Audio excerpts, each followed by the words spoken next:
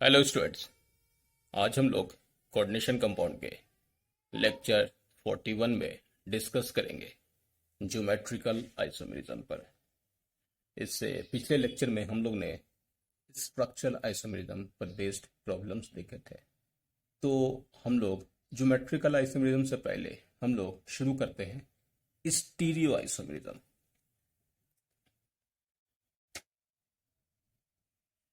देखिएगा, स्टीरियो और space isomerism, yeah, when two compounds contain the same ligands attached to the same central metal ion, but the arrangement of the ligands in space about the central metal ion being different, then these two compounds are said to be stereoisomers, and this phenomenon is known as stereoisomerism or space isomerism. अब यहाँ एक word आपको, the stereo space, Greek word stereo का मतलब होता है occupying space. हम लोग यहाँ पर स्पेस में अरेंजमेंट जब चेंज होता है तो उसके अकॉर्डिंग हम लोग यहाँ पर स्पेस आइसोमेरिज्म या स्टीरियो आइसोमेरिज्म देखेंगे। इससे पहले बॉन्ड ब्रेक हो रहा था, जैसे आपने आयनाइजेशन में देखा कि कोऑर्डिनेशन स्फीयर के अंदर बाहर, इस तरीके से यहाँ पर हम लोग स्पेस में एटम्स या ग्रुप के अरेंजमेंट के अकॉर्डिंग हम लोग यहाँ पर स्पेस आइसोमेरिज्म को डिस्कस करेंगे। तो स्पेस आइसोमेरिज्म में यहाँ हम लोग सबसे पहले आएंगे स्टीरियो आइसोमेरिज्म के अकॉर्डिंग, यानी स्पेस आइसोमेरिज्म को दो पार्ट में, एक ऑप्टिकल होता है और दूसरा ज्योमेट्रिकल। स्पेस आइसोमेरिज्म यानी स्पेस में एटम और ग्रुप के चेंज होने से हम लोग को नया केमिकल मिलता है, नया कंपाउंड मिलता है। तो उनको दो पार्ट में डिवाइड किया गया है, एक तो ज्योमेट्री के थ्रू देखेंगे और एक आपको ऑप्टिकल के थ्रू देखेंगे। तो सबसे पहले हम शुरू कर रहे हैं ज्योमेट्रिकल।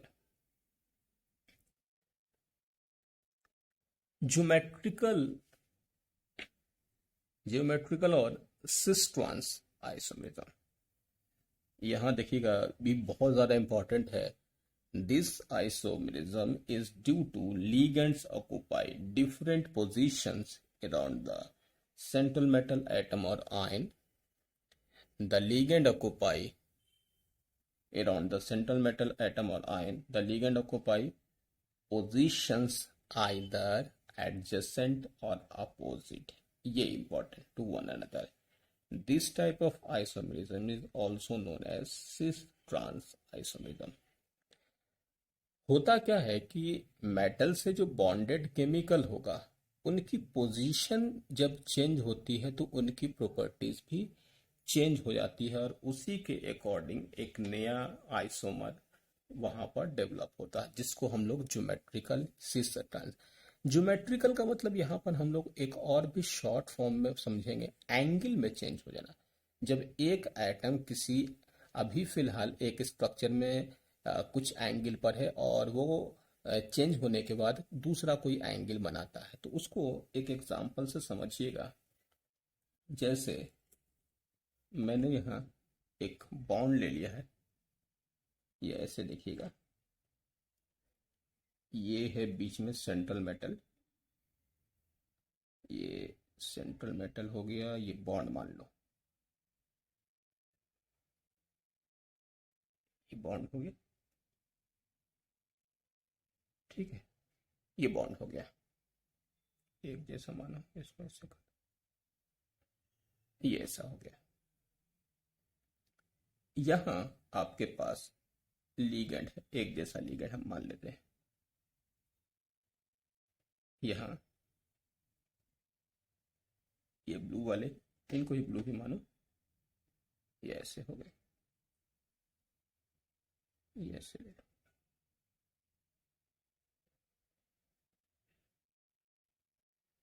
ये हो गया। तो आप देखिए, ये जो लीगेंड है ये दोनों सेम मान लो, एक ही कलर है, थोड़ा रेड और रेड मान लो, ब्लू और ब्लू, ये दोनों सेम। अभी इनकी पोजीशन कहां पर है, 90 डिग्री। स्क्वायर है, स्क्वायर तो यहां भी दोनों 90 डिग्री। ठीक है, जब ये दोनों ग्रुप एडजेसेंट पोजीशन पर होते हैं तो इसी को केमिस्ट्री में सिस कहा जाता है। सिस यानी कि अभी जो आपके पास स्ट्रक्चर है तो ये दोनों सिस यानी कि एडजेसेंट पोजीशन पर है। एडजेसेंट मतलब सिस या नजदीक भी बोल सकते हो, ये सिस पोजीशन पर। अब हम एक काम करते हैं, इसको अभी इसको क्या कहेंगे, इस पोजीशन को, ये दोनों सिस पर है यानी कि 90 डिग्री एंगल भी देख लो, ये दोनों भी कैसे हैं 90 डिग्री एंगल, यानी ये दोनों भी सिस, ये भी सिस है ना, ये एक दूसरे के सिस पर है। अब यहां इसको उठा करके यहां कर दिया मैंने, तो एक दूसरा फॉर्म बन गया।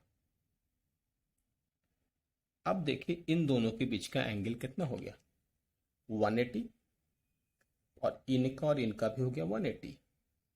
तो ये दोनों, पहले वाला जो स्ट्रक्चर जो था जिसमें ये ऐसा था, फर्स्ट स्ट्रक्चर जिसमें आपने ये ऐसा देखा था, ये पहला स्ट्रक्चर हुआ, तो एक स्ट्रक्चर तो ये हो गया जिसको आपको सिस कह रहे हैं, और दूसरा स्ट्रक्चर ये हो गया जिसमें ये एक दूसरे के अपोजिट आ गया, जिसको आप कह रहे हैं ट्रांस।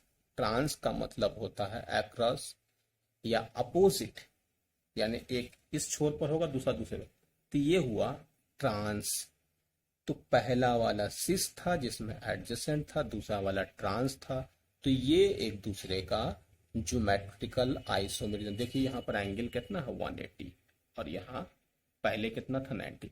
हम आपको एक और शॉर्ट ट्रिक बताते हैं, हम लोग इनऑर्गेनिक केमिस्ट्री यानी कोऑर्डिनेशन कंपाउंड में सिस और ट्रांस देखेंगे, तो सिस में एडजेसेंट होगा जिसमें एंगल देखिएगा तो 90 डिग्री आपको दिखेगा, और ट्रांस में जो अक्रॉस होगा तो वहां पर एंगल 180 दिखेगा। तो 180 को ट्रांस लेकर के चलेंगे और 90 वाले को सिस लेकर के चलेंगे।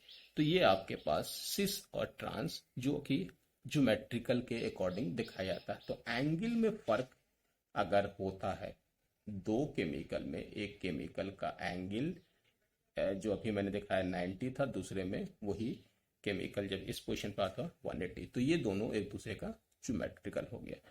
तो ये आपके पास, इनको यहां रख देते हैं, इससे इनकी जरूरत पड़ेगी तो लाया जाएगा। ठीक है, ये हो गया।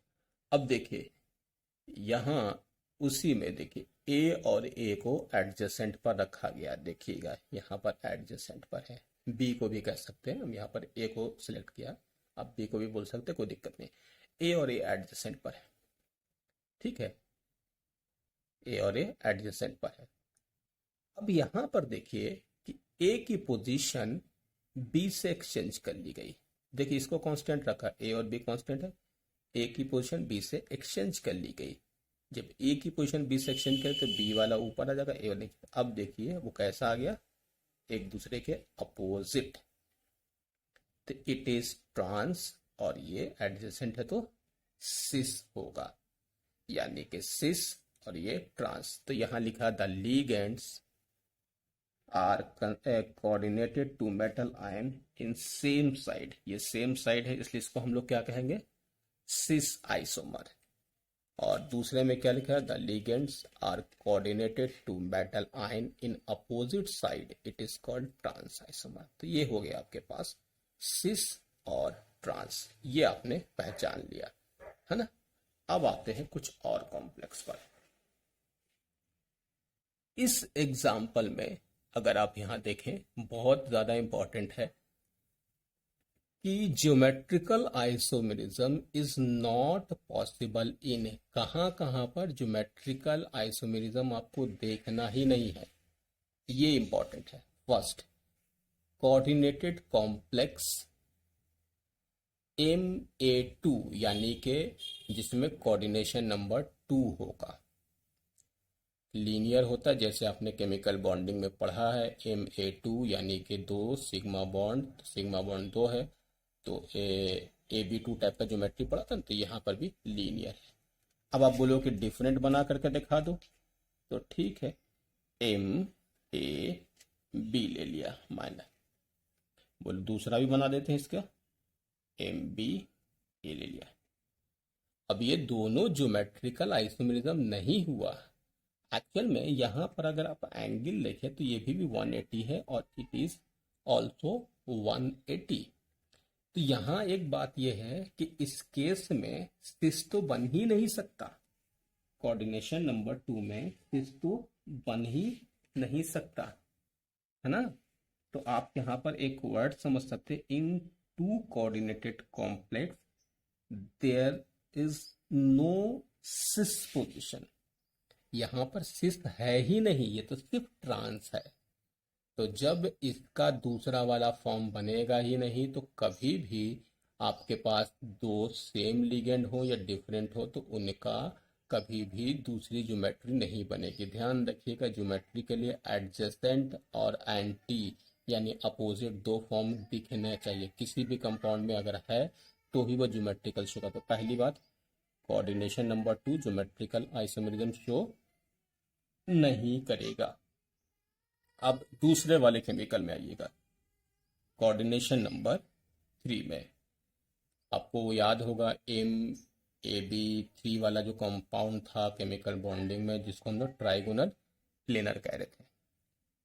अब यहाँ पर ट्राइगोनल प्लेनर में A, B और C है। अगर आप यहाँ पर देखें कि पहला A, यहाँ B और यहाँ C, यहाँ पर B, A और C है, पोजीशन कर दिया C और B।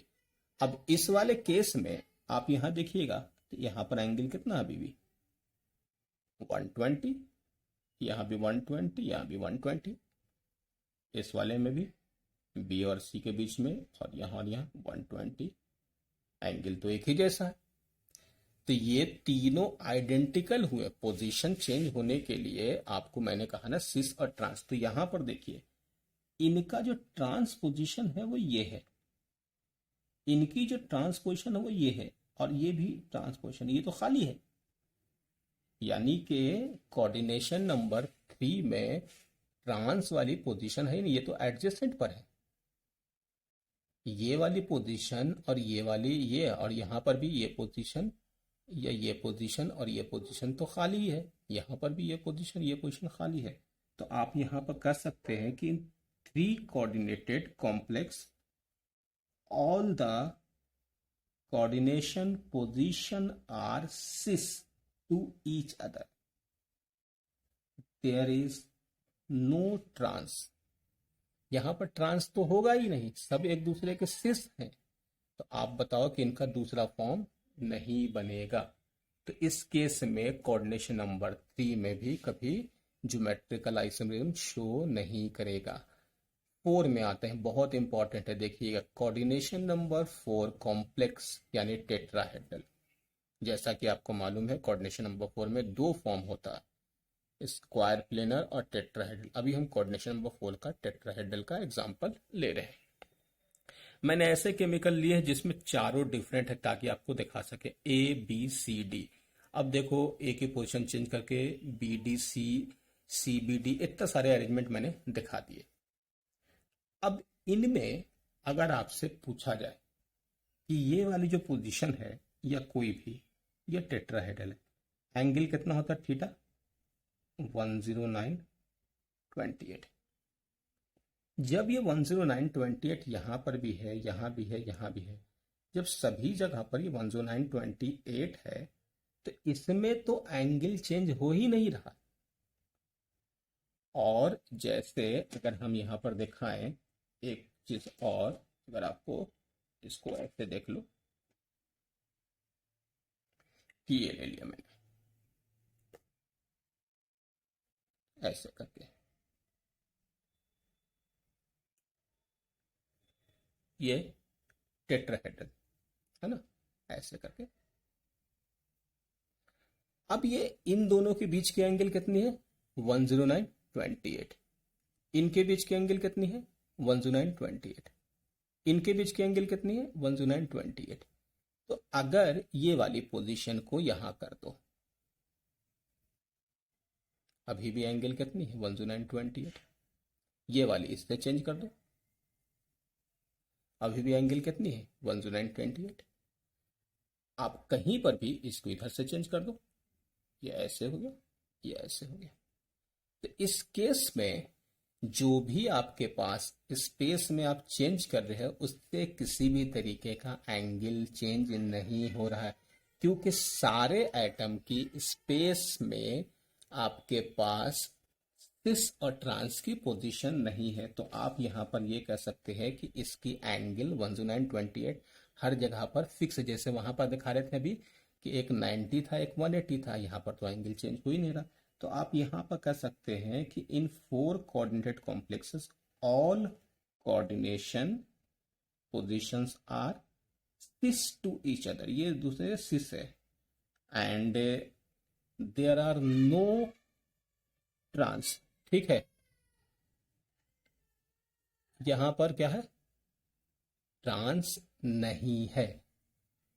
समझिएगा, अगर ये ट्रांस होता ना तो इसके अपोजिट में दूसरा एटम 180 पर होता, ये वाला भी 180 पर, लेकिन हम लोग को बताया गया जैसे टेट्राहेड्रल में 109.28, तो there is no trans in tetrahedral complex. तो इस वजह से कभी आपके पास क्वेश्चन आता है कि कौन सा कंपाउंड ज्योमेट्रिकल आइसो में शो करेगा कोऑर्डिनेशन नंबर 4 में, तो पहली बात तो जैसे आपको टेट्राहेड्रल दिखे आप उनको हटा दो, क्योंकि टेट्राहेड्रल का कभी ज्योमेट्रिकल मिलेगा ही नहीं। ठीक है, अब नेक्स्ट में आते हैं। नेक्स्ट में हम लोग के पास यहां कौन कौन शो करेगा, वो तो बात हो गई जो नहीं शो करेगा। Geometrical isomerism very common in many complex. अब यहां ये देखिए मैं लिखा 4 coordinated square planar complex and 6 coordinated octahedral complexes. ठीक है, ठीक है, वैसे कॉम्प्लेक्स जो 4 कोऑर्डिनेटेड होंगे स्क्वायर प्लेनर होंगे और 6 कोऑर्डिनेशन वाले ऑक्टाहेड्रल तो होते ही हैं। इसके अलावा हम लोग का जो सिलेबस है वैसे और भी कॉम्प्लेक्स होते हैं, 8 वाले 7 वाले, नहीं तो हम लोग को पढ़ने नहीं है। तो मेनली हम लोग को जो क्वेश्चन अगर पूछा जाएगा या हम लोग का जो सिलेबस है उनके अकॉर्डिंग हम लोग से जब भी ज्योमेट्रिकल आइसोमेरिज्म पूछेंगे तो आपको दो ही केमिकल यानी 2 कोऑर्डिनेशन नंबर पर ध्यान रखना है, एक 4 कोऑर्डिनेशन और दूसरा 6। 4 में कौन सा, स्क्वायर प्लेनर, और 6 में तो आपको मालूम है ऑक्टाहेड्रल। तो ये आपके पास 4 और 6 वाले। तो सबसे पहले हम लोग यहाँ पर शुरू करते हैं कि 4 वाले केमिकल और 6 वाले कैसे शो करेंगे, तो एक एक करके हम लोग समझते हैं। तो सबसे पहले हम शुरू करेंगे 4 वाले कि कौन कौन से ज्योमेट्रिकल शो करेंगे और फिर उसके बाद हम 6 पर आएंगे। तो सबसे पहले geometrical isomerism coordination number 4 square planar complex. तो ये देखिए मोनोडेंटेड Ma4। Ma4 यानी कि यहाँ पर ऐसे केमिकल हैं जैसे आप यहाँ मान सकते हो Ma4 में PtCl4 मान लिया, ये तो मालूम है ये स्क्वायर प्लेनर होता है। ठीक है, अगर ये Ma4 है तो इनमें ये दोनों पोजीशन, अच्छा यहाँ पे स्क्वायर का मतलब ये जो ऐसे बना हुआ है ना, इसको ऐसे भी मानिएगा,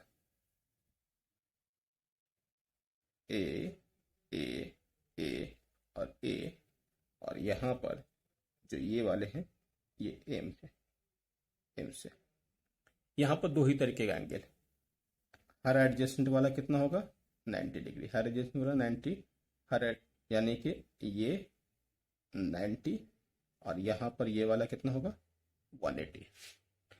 अब सवाल ये है कि जब चारों सेम होगा तो किसी को भी कहीं पर भी भेज दो, किसी को भी कहीं पर भी भेज दो, वो दूसरा उसका फॉर्म बन ही नहीं सकता। यानी कि कोऑर्डिनेशन नंबर 4 के स्क्वायर प्लेनर में जैसा लिखा गया है कि ज्योमेट्रिकल शो करेगा, लेकिन वैसे जिसमें 4 के 4 लिगेंड सेम होंगे तो वहां पर ज्योमेट्रिकल नहीं देखा जाएगा। जैसे ये कॉम्प्लेक्स दिया गया, आपसे पूछे इसमें ज्योमेट्रिकल होगा तो आप बोलो कहाँ स्क्वायर प्लेनर है, देखते हैं। स्क्वायर प्लेनर में चारों सेम नहीं होने चाहिए क्योंकि उसका दूसरा फॉर्म नहीं बनेगा। ठीक है, तो आज के लिए इतना ही। इसके नेक्स्ट लेक्चर में हम लोग आगे इनके और फॉर्म पर डिस्कस करेंगे। ठीक है, ओके, थैंक यू।